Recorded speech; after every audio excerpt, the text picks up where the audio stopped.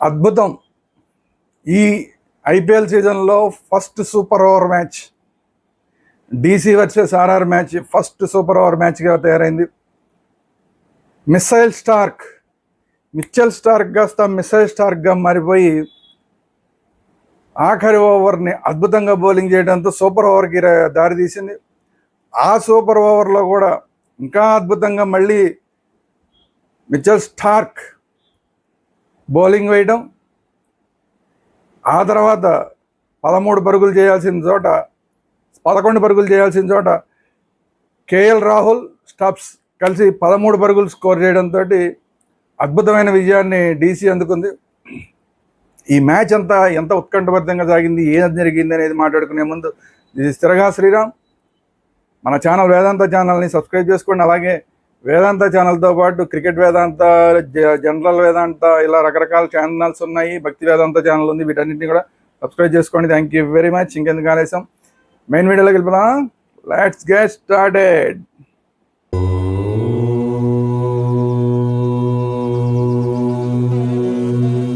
ముందుగా బ్యాటింగ్ చేసిన డీసీ మళ్ళీ ఓపెనర్ ఫ్రేజర్ మెర్గుక్ మళ్ళీ ఫెయిల్ అయ్యాడు. వరుసగా 6వ మ్యాచ్ ఏదో మర్చిపెట్టి ఫెయిల్ అయ్యాడు. తర్వాత అభిషేక్ పోరెల్ బాగా ఆడాడు, 49 పరుగులతో బాగా ఆడాడు. కరుణ్ నాయర్ 0 పరుగులకే రన్అట్ అయ్యాడు. లేని చోట అనవసరమైన పరుగుకి ట్రై చేసి పోరెల్ అవతల పక్క నుంచి వద్దు వద్దు అంటున్నా కూడా వెళ్ళిపోదామని ప్రయత్నం చేసి మళ్ళీ వెనక్కి తిరిగి రాలేక రన్అట్ అయిపోయాడు. ముందు మ్యాచ్లో అవకాశం వచ్చి 50+ రన్స్ 89 అంత కొట్టినట్టున్నాడు. సెంచరీ కూడా చేస్తాడనుకున్నాం. సరే, ఆ ఫామ్ని కంటిన్యూ చేస్తాడనుకుంటే తన దురదృష్టం మళ్ళీ చాలా కాలం నుంచి వెంటాడుతున్న దురదృష్టం మళ్ళీ వెంటాడింది. అనవసరంగా రన్అట్ అయ్యి వెనక్కి తిరిగి వెళ్ళిపోయాడు.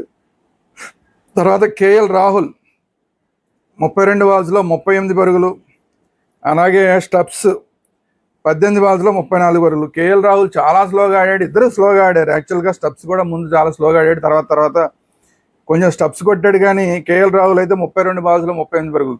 దీనివల్ల ఏమైంది, అశుతోష్ శర్మ వచ్చి 11 బాల్స్లో 15 రన్స్ మాత్రం చేశాడు. అంటే చాలా తక్కువ రన్స్ ప్రతి ఓవర్కి. అనవసరమైన ఓవర్ డిఫెన్స్ ఆడడం వల్ల కేవలం 188 పరుగులు మాత్రమే చేయగలిగారు. సరే, వీళ్ళల్లో బౌలర్స్లో ఎవరికి వచ్చిన వికెట్లు అంటే మహేష్ తీక్షణకి 1 వికెట్ వచ్చింది, హసరంగాకి 1 వికెట్ వచ్చింది, అలాగే ఆర్చర్కి 2 వికెట్లు వచ్చినాయి. అది పరిస్థితి. సో దీనికి సమాధానంగా మళ్ళీ ఆర్ఆర్ ఎలా ఆడారంటే మళ్ళీ జైస్వాల్ కొద్దిగా పర్వాలేదు అనిపించాడు, బాగా ఆడాడు, 51 పరుగులు చేశాడు. వరుసగా 3వ హాఫ్ సెంచరీ. మొదట్లో వరుసపెట్టి ఫెయిల్యూర్స్, ఇప్పుడు వరుసపెట్టి మూడు వరుసగా హాఫ్ సెంచరీలు చేశాడు. సంజు శాంసన్ 19 పరుగుల్లో 31 పరుగులు. బాగా ఆడుతున్నాడు అనుకున్న టైంలో కొంచెం కడుపులో నొప్పిలాగా సైడ్ ఏదో నొప్పిలాగా వచ్చి రిటైర్డ్ హట్ అయిపోయి వెళ్ళిపోయాడు. రియాన్ పరాగ్ 11 బంతుల్లో కేవలం 8 పరుగులు మాత్రమే చేసి అవుట్ అయిపోయాడు. బాగా నిరుత్సాహపరిచాడు. దీని మీద ఇతని బ్యాటింగ్ మీద పెద్ద చర్చ జరిగింది. ఏంటంటే ఇతని బ్యాట్ మీద ఏ స్టిక్కర్ లేకుండా వచ్చాడు. అంటే ఇతనికి బ్యాట్ని స్పాన్సర్ చేయడానికి కూడా ఎవరు ముందుకు రాలేదు ఈ సీజన్లో అనేది కామెంటేటర్స్ మాట్లాడిన మాట. అంటే ఇతను బాగా ఆడితే అప్పుడు స్పాన్సర్లు వస్తారు, అప్పుడు స్టిక్కర్లు వస్తాయి. ప్రస్తుతానికి ఏ స్టిక్కర్ లేదంటే అతని బ్యాట్ని స్పాన్సర్ చేసేవాళ్ళు లేరు అని అర్థం అనేది కామెంటేటర్స్ మాట్లాడిన మాట. మరి ఇప్పటికి ఇతనికి మరి ఆ బ్యాట్ మీద స్టిక్కర్లు ఎప్పటికి వస్తాయో, స్పాన్సర్లు ఎప్పటికి వస్తారో చూడాలి. మరి ఇలాగే ఆడితే మరి స్పాన్సర్లు రావడం కష్టం. తర్వాత నితీష్ రాణా మళ్ళీ ఇంకొక మంచి ఇన్నింగ్స్ ఆడాడు. 51 పరుగులు చేశాడు. 28 బంతుల్లో 51 పరుగులు చేశాడు. అంతకుముందు మొన్న మ్యాచ్లో సరిగా ఆడలేదు, దాని ముందు మ్యాచ్లో ఒక హాఫ్ సెంచరీ చేశాడు. సో మొత్తానికి అయితే ఫామ్లోకి వచ్చాడు. నితీష్ రాణా ఫామ్లోకి వచ్చాడు, ఆ ఫామ్ను కొనసాగిస్తున్నాడు. తర్వాత ధ్రువ్ జురేల్ 17 బంతుల్లో 26 పరుగులు చేశాడు. హెట్మేర్ లాస్ట్లో వచ్చి 9 బంతుల్లో 15 పరుగులతో నాట్అవుట్గా ఉన్నాడు. అయితే ఇక్కడ వీళ్ళు చేసిన చాలా పెద్ద తప్పులు, హెట్మేర్ అలాగే ధ్రువ్ జురేల్ చేసిన తప్పు, అవి ప్రత్యేకించి ధ్రువ్ జురేల్ చేసిన తప్పే సూపర్ ఓవర్కి అవకాశం కల్పించింది. మిచ్చెల్ స్టార్క్ వరుసపెట్టి యార్కర్ల మీద యార్కర్లు వేస్తున్నాడు. అలాంటి టైంలో హెట్మేర్ కొట్టిన ఒక బంతి మిడాన్లోకి వెళ్ళింది. మిడాన్లోకి వెళ్ళిన బంతికి 2 పరుగులు తీయాల్సిన చోట ఎందుకనో మరి ధ్రువ్ జురేల్ ఒక పరుగు మాత్రమే చేశాడు. అక్కడ తేడా వచ్చేసింది. దాని తర్వాత అప్పటికి 2 బంతుల్లో 3 పరుగులు తీయాల్సిన చోట కేవలం ఒక పరుగు మాత్రమే వచ్చింది. ఆఖరికి బంతికి బంతికే 2 పరుగులు తీయాల్సిన పరిస్థితి. 2 పరుగులు తీయకపోతే సూపర్ ఓవర్. ఆ బంతికి ధ్రువ్ జురేల్ పాపం కాన్ఫిడెంట్గా ఉన్నాడు, కొట్టేస్తాను అనుకున్నట్టున్నాడు. మళ్ళీ ఒక యార్కర్ లాంటి బాల్ వేసేసరికి కేవలం 1 పరుగు మాత్రమే వచ్చి సూపర్ ఓవర్కి వెళ్ళింది. నిజంగా మిచెల్ స్టార్క్ మిస్సైల్స్ లాగా వేసాడు బాల్స్. యార్కర్ మీద యార్కర్ వేస్తూనే ఉన్నాడు. దాంతో ఇద్దరిది స్కోర్లు సమానం అయిపోయినాయి. 188 వెళ్ళిపోయి ఇద్దరికి సమానం అయిపోయింది. సూపర్ ఓవర్కి వెళ్ళింది. సూపర్ ఓవర్లో కూడా మళ్ళా మిచెల్ స్టార్క్ ఫస్ట్ బ్యాటింగ్ చేసింది.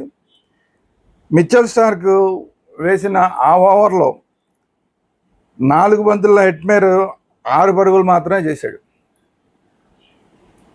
రియాన్ పరాగ్ 2 బంతుల్లో 4 పరుగులు మాత్రమే చేశాడు. ఇది పరిస్థితి.